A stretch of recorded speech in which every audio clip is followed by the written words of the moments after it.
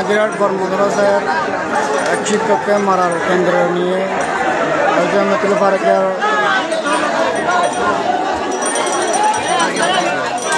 পক্ষ থেকে হামলা করার প্রতিবাদে নাজিরহাট বর্মদ্রাসা ছাত্ররা মাঠে নেমে গেছে। যারা এই দোষী তাদের শাস্তি কামনা করতেছে।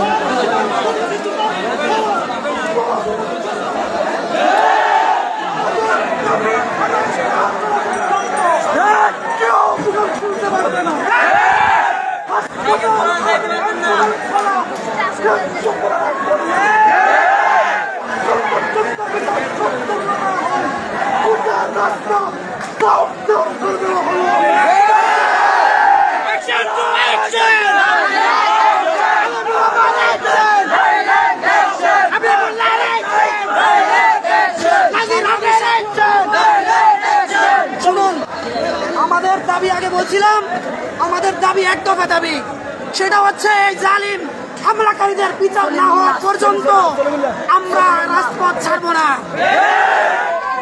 আমাদের এক দফা দাবি এটাই, আমাদের এই সলিমুল্লাহ আলী আকবর এবং তার দোষরদের বিচার হওয়ার আগ পর্যন্ত আমরা মাঠে থাকবো।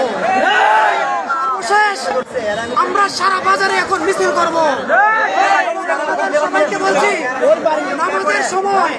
নামাজের সময় প্রত্যেক সাথে মাদ্রাসার ভিতরে যাবেন, আর বাকি অর্ধেক রাস্তায় থাকবেন। আজকের কার্যক্রম রাত 11টা পর্যন্ত লাগাতার চলবে। এখন ঘোষণা করছি, আগামীকাল 8টা বাজে আবার নতুন করে আন্দোলন শুরু হবে। পর্যন্ত এই বাজারের ব্যবসায়ী সমিতি আলী আকবরের বিচার এবং তার দোষর যারা আছে তাদের বিচার না করবে ততক্ষণ পর্যন্ত। এখন আমরা মিছিলে চলে যাব। সবাই বলি নারে তাকবীর,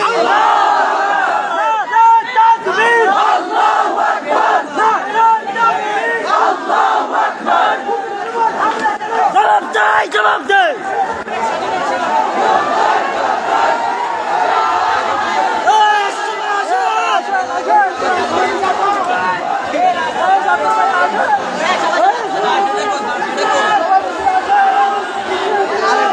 কেউ চিনে